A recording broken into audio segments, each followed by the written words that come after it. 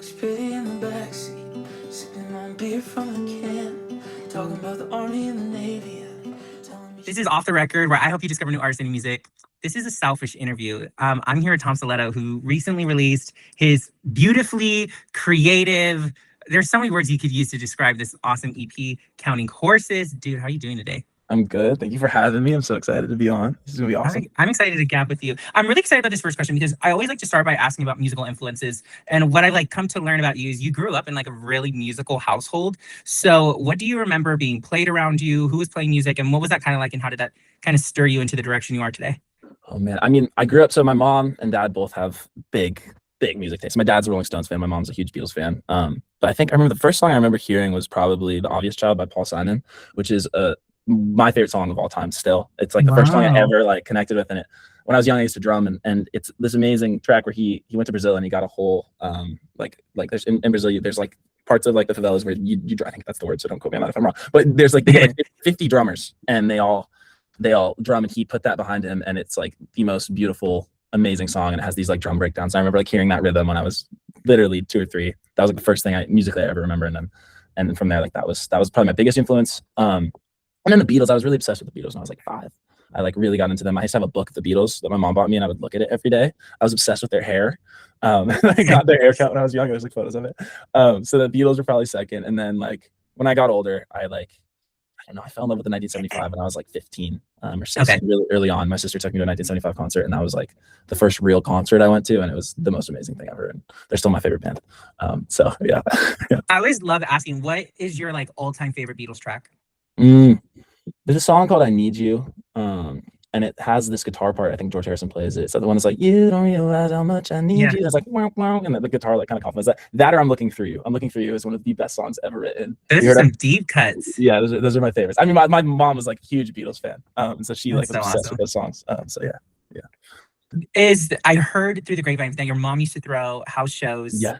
Somewhere. Tell me a little bit about it. Yeah, my mom used to throw house shows in my living room. So like when I was really young, like I don't know, growing up from like the age of 8 to when I was like 18, she used to have concerts in our living room, and she'd have all her friends over and then like invite these bands. And she actually got some pretty impressive bands to come because she's like has no shame. So she would like just go up to people after the concert and be like, "Hey, do you want to come play in my living room?" And like half the time they'd say no, but half the time they'd say yes. And so she got this band called the Band of Heathens. They're really cool. Also Peter Rowan. She got some cool people to come play. So that is so cool. Yeah. Shout out mom. She's good. Yeah, that's a real great right there. Just going up to a band. Imagine like just going up to McGee or Dijon and be like, "Will you come play a quick set?" Dude, honestly, I feel like there's people like if I was big and someone was like, "Do you want to come play in my living room?" I'd be like, "Fuck yeah!" Like that's the best thing ever. Like that's the best environment you probably have. You know, yeah. That's so cool. Yeah. Well, let's talk about the EP and the process of putting it together. Was the original intention to release an EP, or was it kind of just like we had this series of songs that were like in the same family? What was that process kind of like?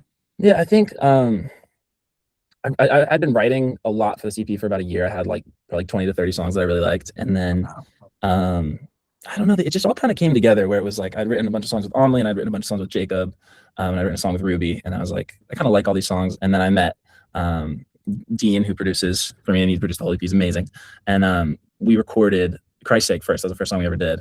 I'd written that with Jacob and David Marinelli prior, but I brought it to Dean. I was like, "Do you want to do this?" And he kind of did it. And then it was just like it clicked, and I was like, "Okay, let's chase down that sound," because it's such a big sound. And we recorded like simultaneously. That had happened, and then I posted I Thank You the whole time on TikTok, and I wasn't expecting anything of it. It was kind of a throwaway where I was just like, whatever, I have this song. Almi and I had written it like 8 months prior. And so we were like, I was posted on TikTok one day. I was like, fuck it, like let's see how it does. And it just happened to do really well. And I was like, oh, sweet. And then so I went and finished it with Amelie, wrote the second verse.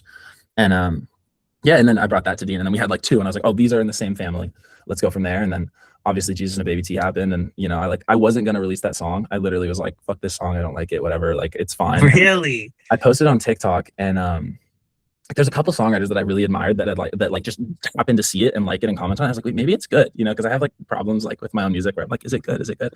And some like people I really look up to and admired liked it, and I was like, okay, cool, let's try it. And I posted it, and then it did well, and I was like, okay, cool. And we finished that, and they all kind of lived in the same family, and then from there we got Hallways and Big Plans, because those were songs I had that I knew I loved, and I was like, let's do those. So we did those, and then we got the funny thing is the last song, Your Four Walls, was something that me and Ruby had written like 2.5 years ago, because we were in a music production class together at Berkeley. So Ruby sat next to me in that music production class, and then we just like happened to become friends. I thought Ruby was so cool, and I was studying music business at the time, and I was like, Ruby's like goated, like she's like one of my favorite artists at Berkeley. And then one day she's just like, you're good, like we should write. And I was like, what? Like, and so then we wrote, and that was the first song we ever wrote together. And I knew Wow. it was just kind of special for the longest time, and I wanted to give it a fair shot. So then we came back to it because I'd released it, and then I was like, let's re-release it and let's put a bridge on it. And we put a bridge on it, did it with our buddy Jack Shefferman. And yeah, so the project kind of like, it was all these different things that I had, and then I just kind of like pieced them together. And I think the good through line was Dean with the production. We really found a sound for the project that made it come alive. So it was kind of an eclectic mix of things. That was a really long-winded answer. I'm sorry, but that's kind of how it came together. You know? No, it was great. Yeah. It was great. I'm really curious of like what the writing process is kind of like for you, because, you know, you're a very collaborative person. Yes. You mentioned like the whole gang that you've kind of worked with. What is the difference in writing for you when you're writing by yourself and when you're writing collectively? Yeah. Writing for yourself is tough. I have a tougher time writing for myself alone than I do with other people, unless I'm really feeling something. So if I'm going through like a breakup in the moment, I'm able to completely write a song for myself. But if I'm not, and the emotions aren't that raw, I do like to sit down with another person to bounce my ideas off of. And whether it's they write 50% of the song and they write 5% of the song, just having them there and trusting their opinion is so important for me, because I can bounce off, be like, is this good? And then if they tell me it's like, yeah, it's good, I'll be like, okay, good. Because I overthink everything if I'm just writing alone. Yeah. Like, but when I'm writing for other people, it's really easy for me to just write a song, because I'm not, like, it's not my, my head, like, it's kind of like playing basketball. Like if you're the point guard and you have to score every bucket, you have a lot of pressure on you. But if you're on the team and you're a role player and you're doing stuff, like, it's much easier. You can kind of step up. Yeah. It's kind of like that. That's a weird comparison, but yeah. Let's talk a little bit about that collaborating and who you're collaborating with. How did this like powerhouse group come to be? You're all in LA. It's really incredible what you guys are doing. Yes. I don't know. I think it's nice to, like, we're all friends, which is nice. Like, I hang out with Jacob and Amelie and Tristan and Ruby regularly. Like, the thing is, we're all friends, and Charlie Hickey's amazing too. Mhm. And like, we're genuinely friends, which is nice, because it means that like, we're not just like a song can come or it won't come, but we have endless time. Whereas like a lot of people write in sessions, and the sessions are, you have, here's your 4-hour block, you gotta write the song in that session. If you're not inspired, you're not gonna get a good song. But if you're friends with people and you're like, I like this verse, let's come back to it tomorrow. It's like me and Charlie yesterday, we wrote half a song, but it's perfect because I can be like, Charlie, let's go play basketball, and we'll go play basketball, and then we'll write this, we'll finish the song, or vice versa with Amelie. So it's like, it's nice to have friends, because like, we're all going through the same thing. We all kind of like talk about the music industry and have that in common, and then it's just awesome that we happen to collaborate really well together. Yeah. Is there a lyric or line from the project that you come back to and you think, wow, we really cooked with this one? Yeah. Your Four Walls. I think that whole song is really cool lyrically, and most people don't really understand what the song's saying, because it's like super not literal. But in the second verse, it's about being inside someone's head, like knowing that you're in someone's, like someone's thinking about you, but they don't admit it, and their head is a house, and you're living in their house. And the second verse, we say, what is it? I keep stumbling, just tripping through the darkness you put me in. I'll look for where the light switch should have been. I'll feel along the walls for you. Let's light a candle, sit on the floor, and spend the evening in, and everything that we are and should have been, it'll sit there right in front of you. And I think that's so cool, because it's like, I think, like, I don't think people realize it. Like, it's not something that people are listening for, but I'm so proud of that lyric always. And I think, me and Ruby cooked on that for sure. Shout out. Shout out good. Ruby. Love you, Ruby. Yeah. Well, this is a good segue into like my next point about you as an artist. Something I really love about your work is your emotional vulnerability, and how like that comes across, not just like in your music, but in your performance as well. What advice would you give to another artist who is kind of struggling to show that side of them a little bit more?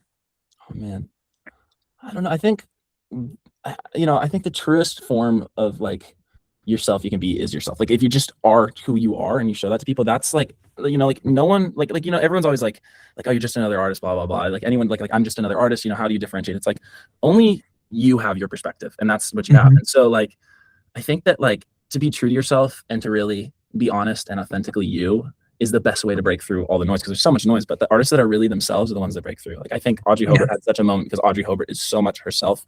And I think, I'm still working on it, but like, if you can just try to be yourself and show people who you are, I think that's the, authenticity is the most important thing, I think, in art. And I think that, just being yourself is the best way to do that, because, and so, I'm still working on it. I don't even think the last project really encapsulated exactly who I am as a person. I think, like, it was super emotionally vulnerable, and I really showcased who I was, but I think that, the music I'm making now is more, I'm trying to just be myself completely, because I think all my favorite artists are themselves, you know what I mean?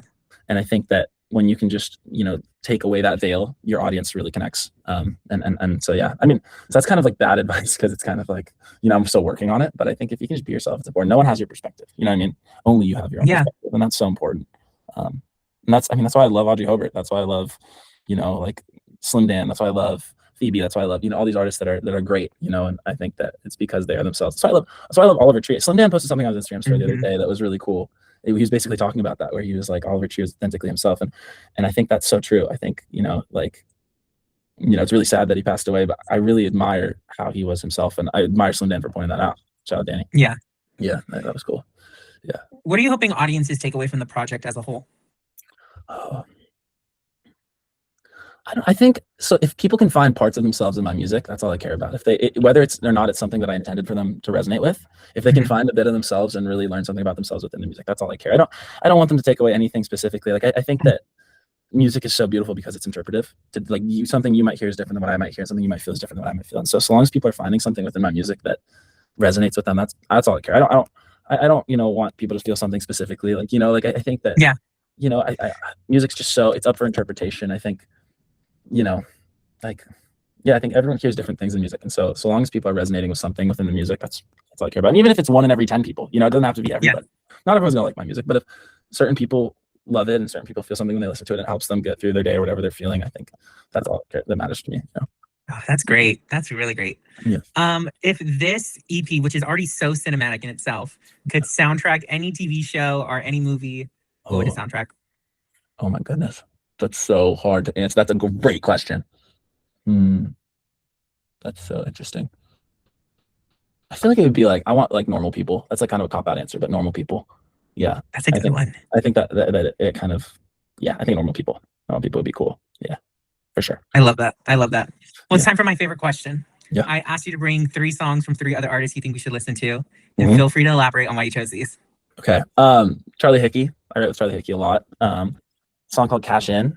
It's my favorite song right now. It's the most beautiful, amazing, Charlie's a genius, and Charlie's so underrated, and I think everyone needs to listen to Charlie Hickey, and if you don't, that's okay, but you should. He's really good. And it's that song, that's one of those songs you hear and you wish you wrote it. I say White Teeth by Ryan Beatty. I think everyone's always you remember when Chaperone was doing the whole thing where she's like, I'm every artist's favorite artist. It's Ryan Beatty. It's not even close. Yeah, every artist that anyone loves, it's not Chapel, it's Ryan.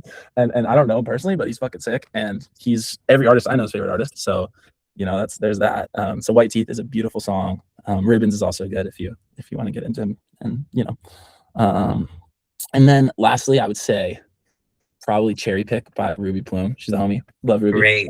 Cherry Pick is amazing. I love the production. She did it with her boyfriend Leon, who's the GOAT, and it sounds so good. I love that song. It's just a genius chorus and amazing. And then after that, obviously there's Joshua Sloan. I'd want to say, there's so much stuff that I would pick for, but those 3 are good too. I love those songs. So that's a solid lineup right there. Yes. Imagine that festival bill. Throw all you guys on there. Dude, I think in my opinion, I think Charlie Hickey's so underrated, and I've been a fan of Charlie, so it's interesting that I get to write with him now, because I've been writing a lot of the next project with him, and he's just so brilliant. And everyone needs to know who he is. I think he's special, cool. And he there's certain people you make music with that you're it's in them, and music is in Charlie. It's cool to watch. He'll sing a harmony and he'll look at you, and he's he has it in his head. I don't know what he sees, but he sees something I don't. It's really cool. That's so cool. I can only imagine what your guys' writing sessions all look like. To be a fly on that wall, when you guys put together Better Than Boston and stuff. Dude, we wrote that with my dad. No way. Yeah, we wrote that with my dad. Shout out my dad. We were writing in that living room in my hometown. My dad wrote on it, so he's on the writing credits. That is so cool. So cool. Well, Tom, thank you so much for coming and chatting with me today. I hope everyone enjoys Counting Horses. Dude, anytime you want to come, Gab, you're more than welcome to. Let me know. I'll do it again. I love it. All right. Well, here's my favorite track off the EP. Here's Big Plans.